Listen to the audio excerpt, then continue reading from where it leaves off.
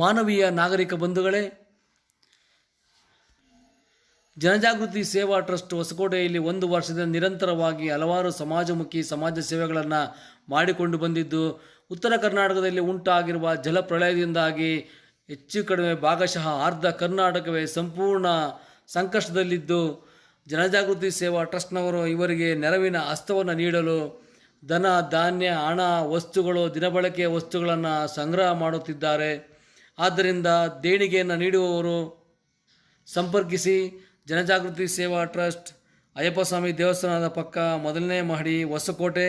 ದೂರವಾಣಿ ಸಂಖ್ಯೆ 7795555300. ದೇಣಿಗೆಯನ್ನು ನೀಡಬೇಕಾದರೂ ಸಂಪರ್ಕಿಸಬೇಕಾದ ದೂರವಾಣಿ ಸಂಖ್ಯೆ 7795555300. ನೆರವಿನ ಹಸ್ತವನ್ನು ನೀಡೋಣ, ಮಾನವೀಯತೆಯನ್ನು ಮೆರೆಯೋಣ. ಬನ್ನಿ, ನಮ್ಮೊಂದಿಗೆ ಕೈಜೋಡಿಸಿ.